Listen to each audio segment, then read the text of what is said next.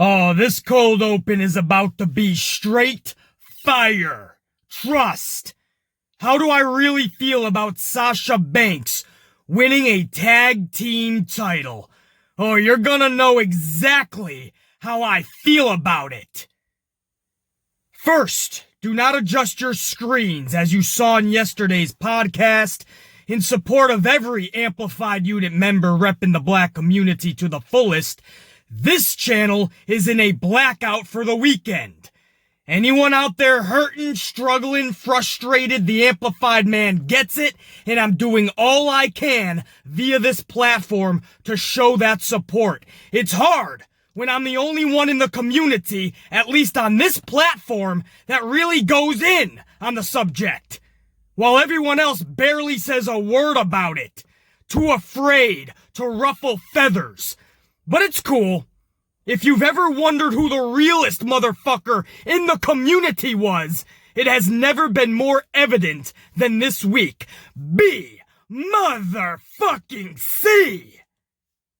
And if you're tired and exhausted of talking about this subject, well, black people are tired and exhausted of dying for bullshit reasons. So I'll make a deal with you. When that stops, so will these convos. Moving on.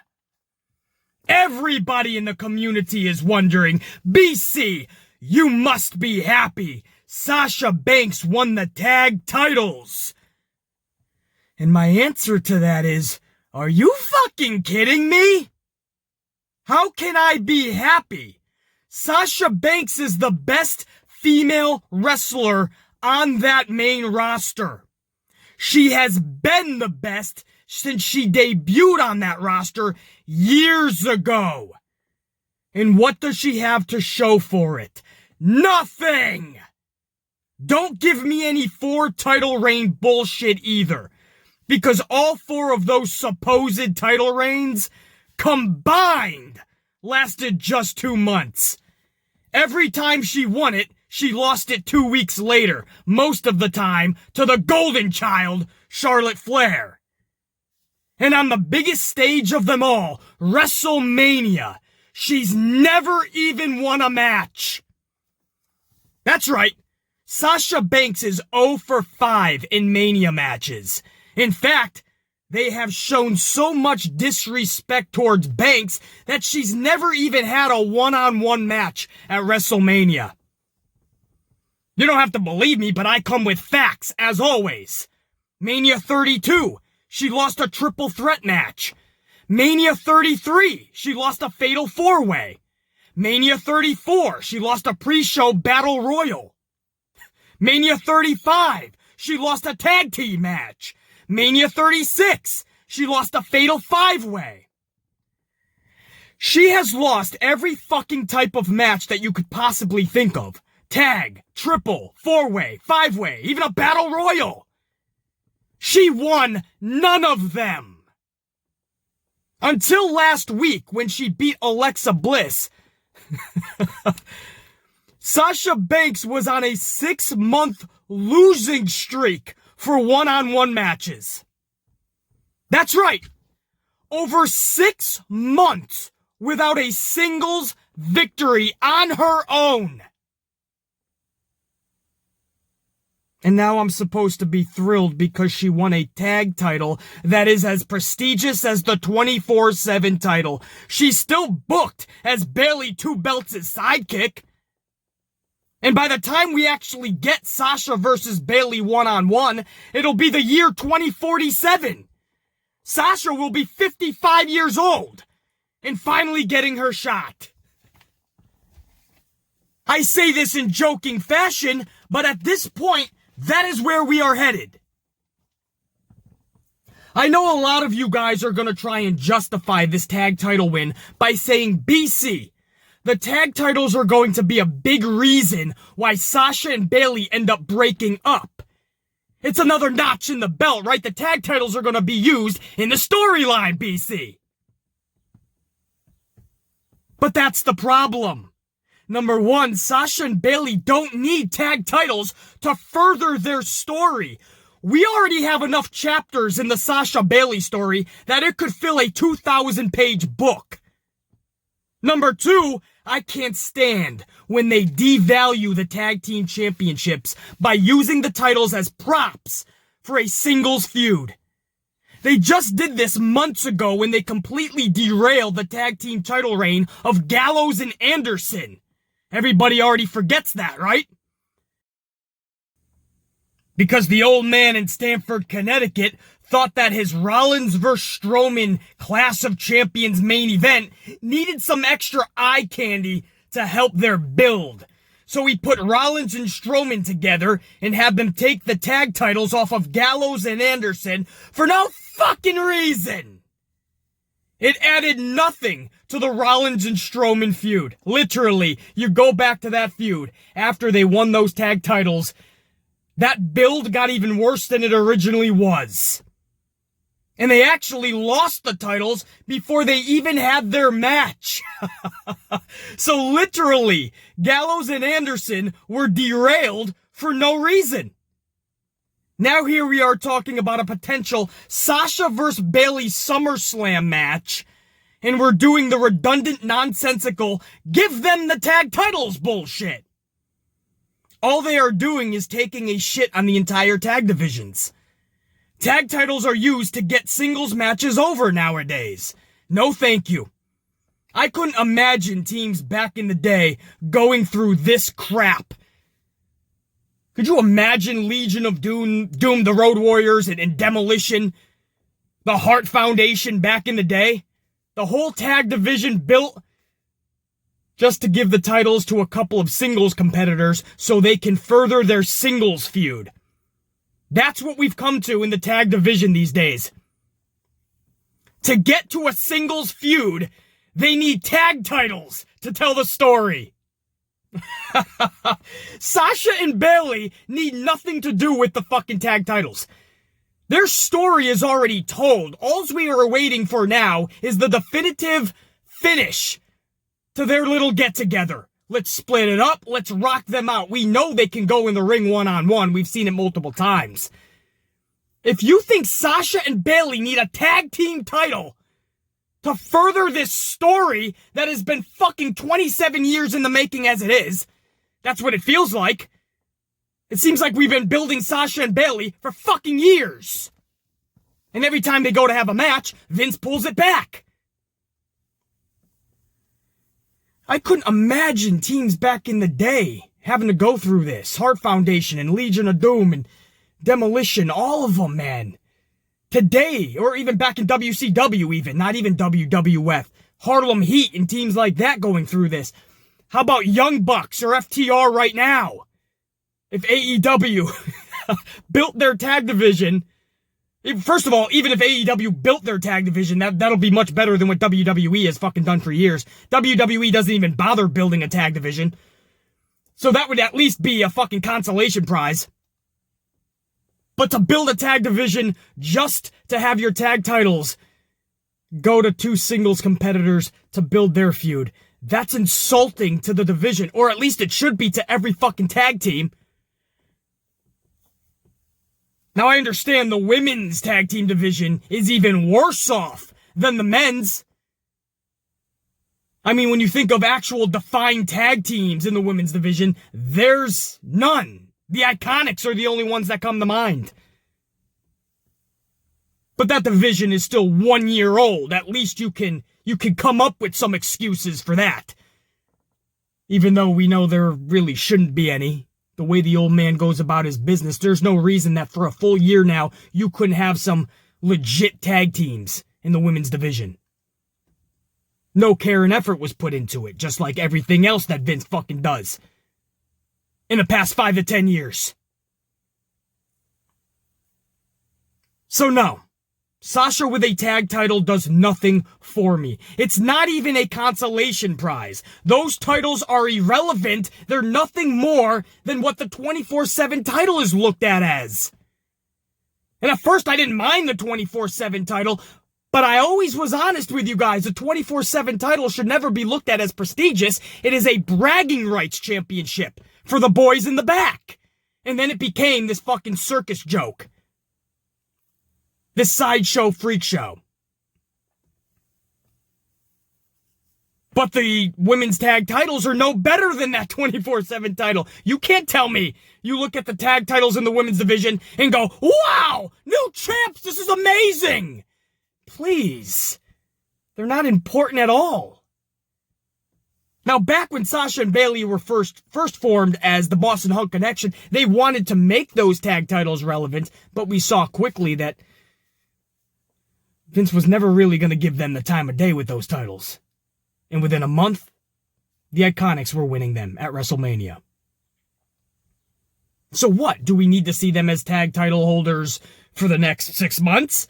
Fucking year? So what? Sasha is attached to the hip of Bayley for the next fucking 6 months or for the next year? Or is it the Sasha versus Bayley SummerSlam match that we're all thinking is going to happen? And these titles are just to get us to that singles match. Way to use the tag titles as fucking props. Instruments for the singles competitors. Until Sasha Banks gets a singles title and holds that son bitch for a very long time, I will accept nothing less. Bottom line, unapologetically. Sasha Banks is too damn good, and she has been for too damn long. Here we are here in 2020, and we're supposed to be excited about tag titles. No, I don't care if this leads to a fucking Sasha Banks-Bayley match at SummerSlam or not. We should have gotten that match years ago. With or without tag titles, it doesn't fucking matter. They're a fucking waste. At this point, Alexa and Nikki were champs for a fucking month or two now, right? Or at least a fucking over a month. Just keep it riding out until a legit team beats them. Switching it off every month and a half to new people is doing those titles an injustice and doing the tag division a disservice. That's your fucking cold open. If you thought I was going to be happy because Sasha has gold around her waist, please. You could literally do what the TNT Championship looks like, right? The TNT Championship, as I said this past Wednesday during the review. I don't know if I should look at the TNT Championship as a legit title or something I eat my cheese macaroni off. It looks like a fucking plate. A silver plate with giant TNT letters. At this point, Sasha could be wearing legit plates that you eat your fucking pizza or your fucking tortellini pasta off of. And it wouldn't make a fucking difference. A tortellini pasta plate or a fucking championship around Sasha's waist. And it means the same thing. It's insignificant. I love my Sasha Banks. And because I do, I am extra hard on her booking. When somebody is that damn good, it is a shame that they don't hold championships for long periods of time, that they don't have WrestleMania victories, that they ain't at the top of the mountain 9 out of 10 times. No, it's the golden child Charlotte Flair that's about to hit 16 title reigns by 2022. All the WrestleMania victories, all of that shit, all the glory, all the main events still here in 2020. Oh, it's Charlotte Flair everywhere. Charlotte 3 brands. And Sasha gets nothing. That's a fucking shame. If you're as good as Michael Jordan and you weren't in NBA Finals, that's a shame. Somebody as good as Michael Jordan should be in the NBA Finals a bunch of times. And he was. That's what should be happening. Somebody as good as Michael Jordan should be winning NBA championships many times. And he did, because he was that good. In professional wrestling, scripted or not, pre-planned or not, choreographed or not, you have to know who the fucking cream of the crop is, the top of the top, the best of the best, and her name is Sasha Banks. And until she gets that singles title and holds that sumbitch for a long time, no. I will not accept this consolation prize. I don't want Sasha Banks attached at the hip of Bayley 2 belts. And I like Bayley recently, guys, you know. I am loving heel Bayley. I know that's not a popular thought process in today's wrestling community. A lot of people don't like heel Bayley. I don't know what the fuck they're watching. This is the best Bayley we have fucking seen ever. Wrestling matches you can compare that with NXT. But as far as the main roster, this is the best Bayley we could possibly have hoped for. She's great in that heel character. And I don't even mind Bayley and Sasha together for some segments. But every fucking week is redundant when you have somebody as good as Sasha Banks. At some point, you have to just let them do their own thing. They're too dependent on one another. The company, the old man, definitely thinks of one, can't think of one without the other. And that's not good, because both are so good, they should be on their own. It's to the point where you can't say Bayley without thinking Sasha and vice versa. And if that keeps up, they'll never be in the league of Charlotte Flair. Because Charlotte's doing all this on her own, and these are just a twosome. 2 peas in a fucking pod. Well, that's great for giggles and laugh when you're at the local pub or when they're at each other's apartment. This is great. We get to travel together and we're best friends and we get to work together and we're in segments together all the time. But when you look back at it 25 years from now and you look at your career, you're going to scratch your head and say, damn, I could have been so much better if I was on my own. I know these are hard words to take in, but they're the most realest words you're going to find in this community. I assure you. I look at the bigger picture, guys. I'm not just in the fucking moment. Just because I like Sasha Banks and she holded up a title last night. Hold it up? I can fucking speak. I need another coffee. Held up. I took English class. She holded it up. Hold it up. When she held up that championship, because I am a Sasha Banks fan, I'm not just going to say, hey, she won gold. This is a great day to be a Sasha Banks fan. No, I'm not going to say that, man. It's a tag team title. I've seen this story play out before. And damn it, we're just trying to get the Sasha and Bayley.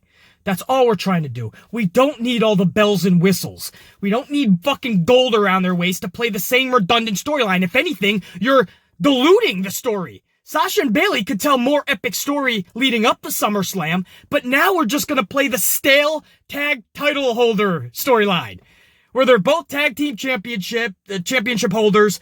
They're going to have tag team matches. There's going to be dissension. They're going to end up losing the tag titles. One of them's going to be so fucking pissed off, and then it leads to SummerSlam. Please, that's the same fucking story we see with everybody. Sasha and Bayley can do so much better and should be, but nope. We're going to rest on bullshit, nonsensical redundancy. If you guys are happy with diluting Sasha and Bayley for SummerSlam, hey, then you got your wish last night. They're tag title holders. That was the wrong decision. As a Sasha Banks fight, and this is a pro Sasha Banks channel to the fullest, that was the wrong decision last night. First of all, that match should never even happen for tag titles, because there's no way Sasha and Bayley would look good in defeat. Tired of Sasha losing matches. So I knew when they put that match together, they were most likely going to win the titles, and that's the wrong fucking decision. We're trying to get the Sasha and Bayley. The tag titles should be their own storyline with other competitors. Let Sasha and Bayley fight for that women's championship. Let the tag team titles be on their own with 4 other ladies that could use that rub. It was the wrong decision. Anybody with a brain in their dome piece in this community will tell you that was the wrong decision. Because I'm looking bigger picture, and that does nothing for Sasha and Bayley. Basically, it helps their storyline, man. Okay. All right, buddy. You haven't remembered your history in WWE. It does nothing. Tag titles used in a single storyline does nothing. It hasn't in the past. It will not for this matchup. Hopefully that we even get for SummerSlam. At this point, Vince could pull that back. And again, we might be getting Sasha versus Bayley in the year 2047 when Sasha is 55 years old. It's a possibility with the old man. I'd never say never. And in 2047, the old man will probably still be alive. That's your cold open. How about that shit? Something like 20 fucking minutes of a cold open. Now we'll get to the review. And the blackout continues. Everybody out there, keep fucking rocking. Stay strong, alright? We got one another. We stand side by side. Much love. I'm going to get a fucking giant-sized coffee, down that shit, and in about 15 minutes, we're going to go over the whole fucking review of Smackdown. Don't worry, you guys ain't got to go nowhere. It's not going to take 15 minutes for you guys. I'm going to snap my finger, and we're going to be right back with the review. Actually, I'm going to go to my fucking electric sequence, and then we're going to do the review.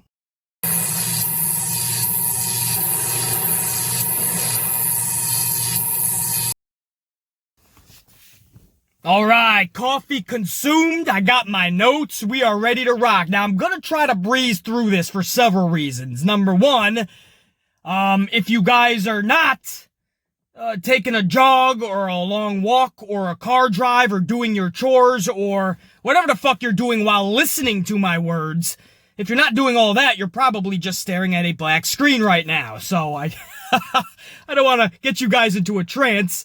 So I'll try to make this as quick as possible. Number two, I know I just went over a 20-plus minute cold open on Sasha and Bayley winning the tag titles. So that took up some time. And number three, right after I'm done recording this, I'm on my way to Atlantic City, baby! And we are gonna rock out. I don't know if the casinos are actually open. I think they're probably still shut, but they got a boardwalk over there.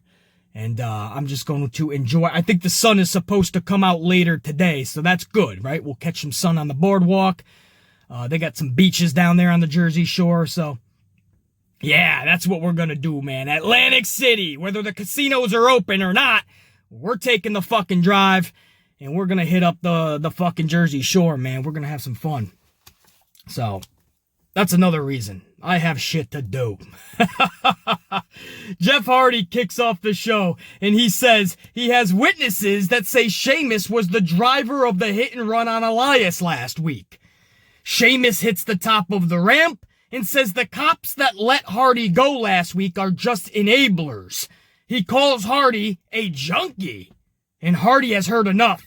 He charges Sheamus, but Sheamus was awaiting an over-emotional Hardy and gains the upper hand, cascading Hardy through the plexiglass around ringside. Sheamus's music hits as Hardy is laid out. This is WWE just ruining a good thing, right? They did something really awesome last week, I felt. Whether you thought it was too personal and too close to Jeff's real-life situation or not, I totally understand that. But it was still a storyline that we don't usually see from WWE. That they actually put into motion. They usually never put that much care and effort into anything, right? We started Smackdown last week with a dude in the middle of the road, a car wrapped around a tree, the ambulance there, somebody's going to jail, somebody's going to the hospital. We're seeing all this shit. So much thought went into it. So they do all that cool shit, and then at the very end of that program, Hardy's already out of jail and beating up Sheamus. Well, if the payoff was just an hour and a half later, then nothing can progress. Nobody needs to see the fucking match then. The best of the story already happened, and in the same fucking show, Hardy got his revenge by beating up Sheamus. So where do you go after last week? There's nowhere else to go. So this week, you just have Sheamus now beating up Jeff Hardy. So everything that happened last week is totally erased. Everybody beat up each other now. Jeff Hardy has already beaten up Sheamus. Sheamus has already beaten up Jeff Hardy. So what do we do? Now we just watch the match next Sunday night. Cool. I get it. Nobody thinks of this shit. They put all of their creativity into that story last week, and then when it was done, their dome pieces started smoking. They were looking at each other, the creative writers, and they were like, what do we do now? That was everything I had. I have no more creativity left in me. My battery is low. Must recharge. And there's nothing left. And it just fell flat for me, man. With such a cool story that unfolded last week, I expected more from the Hardy and Sheamus storyline last night, and we did not get that. That's a shame. First matchup of the night was Otis versus Baron Corbin. The match was set up because Mandy and Otis took Corbin's crown backstage. Corbin wants his crown back. So hence, the match. You steal my crown, we have a fucking 5-minute match. Because that's what this was, roughly 5 minutes in length. Otis controlled most of the 5 minutes. The finish saw Corbin grab a steel chair and ram it into the midsection of Otis, subsequently getting disqualified. Otis wins the match, but honestly, it doesn't matter. The dude was already a winner at life when he made out with Mandy last week in that pool. You do that shit? If you are Otis and you're making out with Mandy Rose in a pool like they did last week, bro, you won at life. It doesn't matter what happens from here on out. In the parking lot, Miz and Morrison are on a stakeout undercover in this white van as they watch Braun Strowman pull up to the PC and enter the building. They then cut to a pretty damn good promo with Miz and Morrison. I just like the way they gel together. They really work well off of one another, and that really shows, man. Morrison has never been a dude that you would think is good on the mic, right? He's been okay, but nobody that you would trust for 5 minutes in the middle of the ring with a microphone. Nobody that's going to captivate you. But when he's with Miz, man, they just bounce off one another beautifully. And they cut a good promo in that white van during their stakeout. So I did have to mention that. That was pretty cool. They have a hidden camera on Braun inside the PC while Braun's making a protein shake. They did something to the powder or the shake or something, and the protein shake completely explodes on Braun. Miz and Morrison, who are still in the white van and during this stakeout, they're cracking up watching this. Braun is furious because his protein shake exploded in front of him.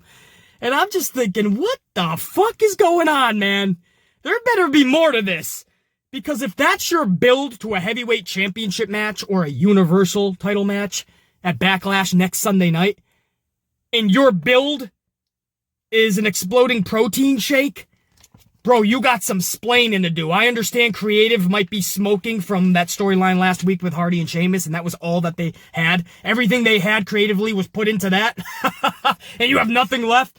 But dude, you gotta be more creative than an exploding protein shake. Thankfully, that wasn't the last we would see it, though. They built it more throughout the night. We'll get to that in a couple minutes. First off, Lacey Evans took on Sonya Deville. For a good portion of this match, this was just a Deville clinic, an ass-whooping on Lacey Evans. But halfway through, the ref gets a knee injury and is replaced with another ref. Okay, something that drastic should have been saved for something more important than a Deville-Evans match. But I digress.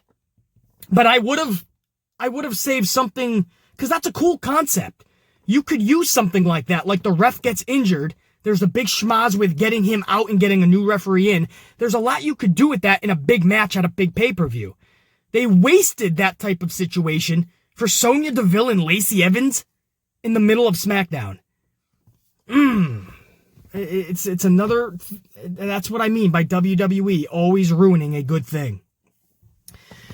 Anyway, Mandy Rose appears on the Tron during this match, talks smack to Deville, causes the necessary distraction, and when Deville turns around, bam! A woman's right meets her square in the mug. 1, 2, 3, Evans wins. Okay, so you're building up, so this is the best we've seen out of Sonya since she's been on the roster. This is the best we've seen of Sonya Deville easily. During the NXT, WWE, whichever brand you want to put her under, this is the best we have seen of Sonya Deville. So what's the best way to utilize that? Have her lose against Lacey Evans. But BC, man, Mandy Rose distracted her, so it's okay. No, it's not okay. You're building Lacey as a badass. For just a couple weeks now, we've been seeing this new Sonya Deville. Not Lacey. Did I say Lacey as a badass? Sonya as a badass. Maybe I said that. Who the fuck knows? But you're building Sonya as a badass the past couple of weeks, and she's already losing to fucking Lacey Evans. Come on, man. I don't care if you literally had Wayne Gretzky, Larry Bird, Jay-Z, Michael Jordan, and LeBron James, Britney Spears, Metallica, all of them together show up on the Tron. I don't care what the distraction is. Sonya Deville should not be losing already, man. This is WWE's booking, man. Backstage, Braun is being interviewed by Kayla Braxton. We cut to Miz and Morrison's stakeout van, still in the parking lot, where Miz presses a button on a remote control and Kayla gets Nickelodeon slimed. Please tell me someone out there who is listening to me right now remembers Nickelodeon slime. Please tell me I'm not the only one, man. Nickelodeon, the green slime, no? I'm telling you, I grew up in the best era, man. Nickelodeon slime. Kayla got slimed. For nostalgic reasons, I loved it. But don't get it twisted. Aside from the nostalgia, this is just some of the oddest build I have ever seen to a heavyweight title match or universal title match. I mean, I like the skits with Miz and Morrison, and it totally fits their characters, and they're funny, they're entertaining, and it works. But for a main title feud, this type of shit is questionable, to say the least. An exploding protein shake, then Kayla Braxton is getting Nickelodeon slimed. Where are we going with this? Now, it wasn't the end between these three. There was another segment, and this one I actually thoroughly enjoyed because I believe that's how Braun should have always been booked. So I'll get to that in a minute or two. But up to this point on the show, I'm thinking that's your heavyweight championship match, or for the Universal. Either way you fucking call it, it's a heavyweight title. That's your fucking build. At that point in the show, I was like, this is... I mean, Miz and Morrison are absolutely killing it, but the actual... build or lack thereof, the story that's being I mean, this is just weird, man. Anyway, hour number 2 starts off with AJ Styles versus D-Bry, face-to-face. After some words of war, Drew Gulak comes to the ring. That's right. Remember a couple weeks ago when everybody threw a fucking temper tantrum because Gulak's contract ran its course? Because I remember. You would have thought literally, like back during Stone Cold's prime, you would have thought that Stone Cold Steve Austin's contract expired and WWE didn't renew it. The internet exploded when we found out Drew Gulak and WWE just haven't come to terms yet on a new contract. And just because they hadn't come to terms yet on a new contract, the nerd herd of the wrestling community completely threw a fit. The same people claiming that they want people like Gulak to leave WWE because they don't know how to use them are the same people crying because WWE hadn't come to terms on a new contract yet. Either way, contract or not, it's Drew fucking Gulak we're talking about. Not The Undertaker, not Stone Cold, not Randy Savage, Drew Gulak. He's a good wrestler, yes. He's got a little bit of personality, too. Pretty cool. Stop putting him in the league of Daniel Bryan, please. I hear people, he could be the next Daniel Bryan. Please, Daniel Bryan is one of a kind. He could be a cool bootleg version. That's fine. I like Drew Gulak. I do. I'm not saying there's not a place for him. But the way the community fucking went up in arms when they claimed that they wanted people like Gulak to leave because WWE wouldn't know what to do with them. And then when the contract expires, and Drew Gulak did not sign another contract yet. He wanted to talk more about it because he was hearing the words of other people. Hey, maybe I should go elsewhere. But when they didn't re-sign right away, the wrestling community flipped out. How dare WWE doesn't re-sign? Well, which is it? You want him to go somewhere else, or do you want him to stay? The community is fucking hilarious sometimes with their contradicting statements.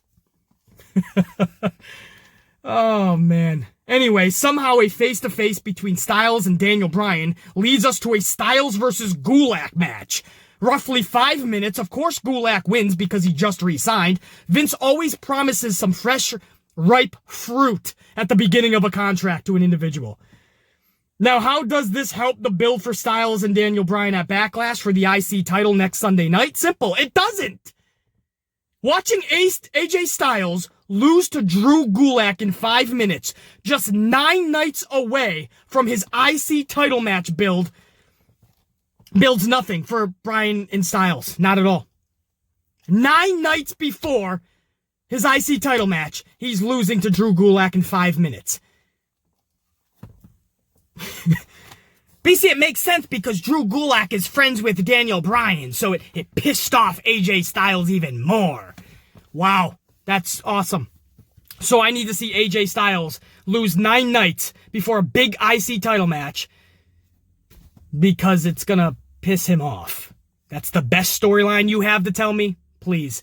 That's probably the same person that agrees with Sasha and Bayley winning tag titles to help their feud. Back in the parking lot, Miz and Morrison destroy Strowman's car with some golf clubs as we go to commercial. And then, I mean, they laid in 4! They didn't even say, man, they were just crashing Strowman's car. I knew that Strowman was going to be fucking pissed after that. So now you got my interest. Now I'm thinking, okay, this is better than exploding protein shakes and Nickelodeon slime. Now we're trashing shit. I like this.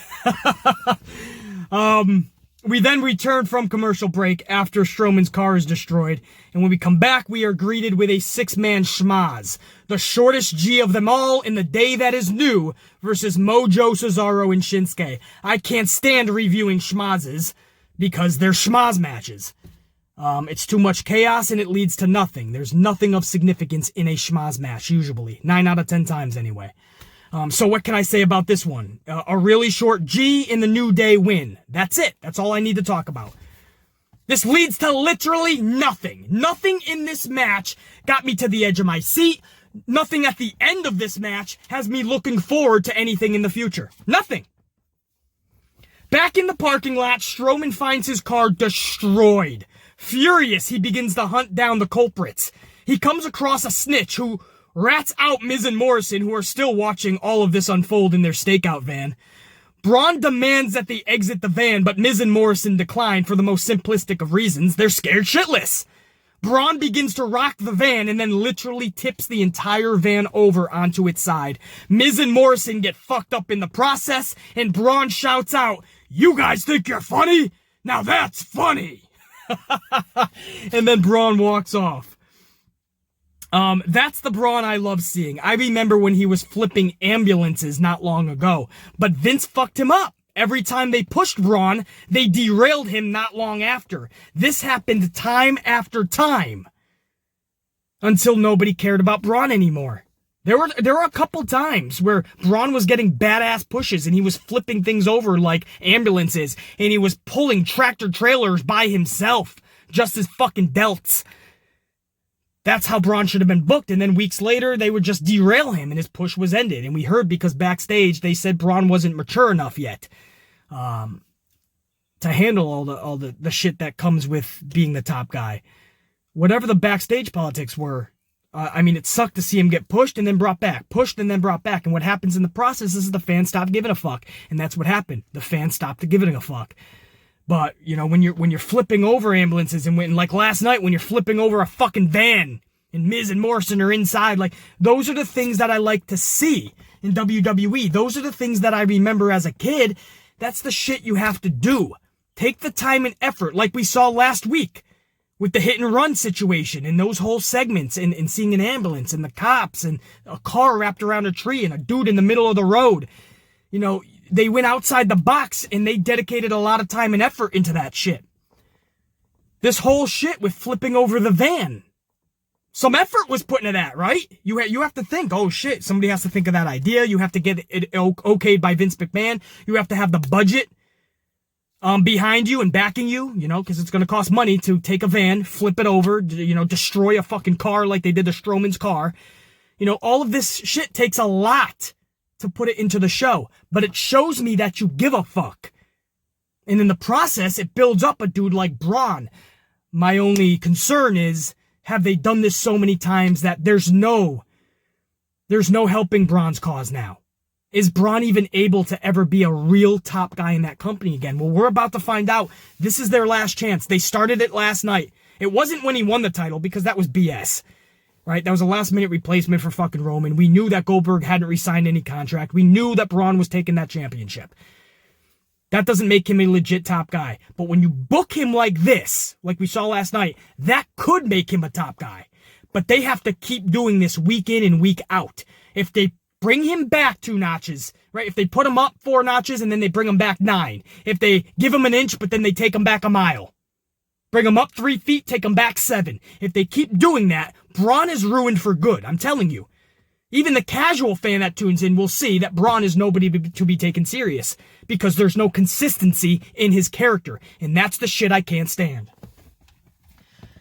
Sorry, not sorry that I have to go on these side rants, guys, but that needs to be said. That type of booking is how you book Braun, but it has to be consistent, and you cannot make him look like a fucking fool for a long time now. Keep booking him strong. Main event was the women's tag title match. We went over this, but I'll go over another couple of minutes here. Alexa Bliss and Nikki Cross, the champions, taking on challengers Sasha Banks and Bayley. First, let me just say, with all the critiquing and analyzing that we do on this channel, let's just call this match what it was. Good. This was a fast-paced, action-packed, fun, good wrestling match.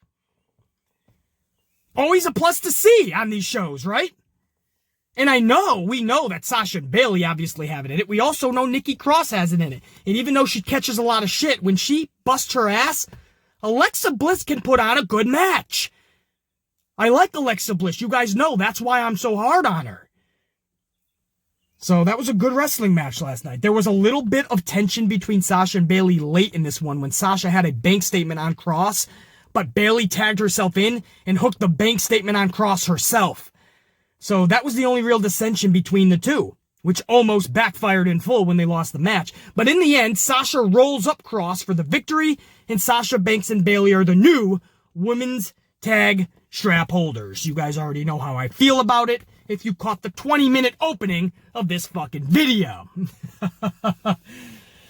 And now we have new tag holders. And I believe this is only to get us to a Bayley versus Sasha singles match. And if that's the case, their story did not need tag titles. If all this does is makes the story even shittier from here on out. Because now we have to play this fucking game where they're going to be in tag team matches for the next several weeks. We'll play the dissension a little bit more, and then they'll lose the tag titles. One of them will flip out, and that'll lead us to the match. That's a storyline I see with everyone else. I don't need that with Sasha and Bayley. There's something really unique and special with their story. And tag titles, to me, just dilutes it, because now we're going to see the same type of story that we've seen a million times. I didn't want that for Sasha and Bayley. If anyone out there is happy that Sasha Banks and Bayley won tag team women's titles that nobody really cares about, nobody even thinks twice about, if you're really excited about that, that's fine, man. That's your prerogative, you know. If you're just happy for Sasha that she got something, I totally get that, because there was a piece of me last night that felt that. At least Sasha won a match, A, and B, it is a title, sort of. But then I just started thinking about the long term and what this really leads to, and it's just, yeah, man, I was hoping for more. It's clear it was the wrong decision to even have that title match last night, and it was, and then they backed themselves into a corner, into a pickle where they had to have Sasha and Bayley win the titles, or at least that's how they felt. And it does nothing for anybody. And I don't know what the fuck Alexa Bliss and Cross do from here. It's probably just going to be hot potatoed right back to them next month. Or maybe even at Backlash. And maybe that's where Bayley and Sasha's feud really... finally there's that, like, split, you know. But we could just be seeing hot potato with the tag titles.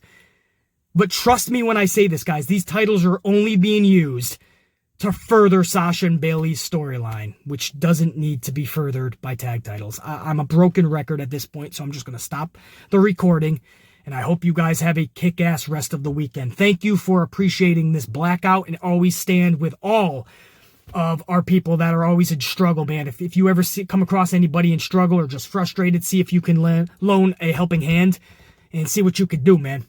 You'll be surprised what not only it does for someone else, but how you feel afterwards, man. You feel like you really accomplished something that is much greater than any selfish deed that we can do as a human being. All right. That's my Mr. Rogers moment. Amplified, man. I'm going to get another fucking coffee, and then I'm going to hit Atlantic City, baby. We're going to hit the Jersey Shore, and we're going to enjoy this weekend. And I hope you guys do as well. Think, be, live. Amplified!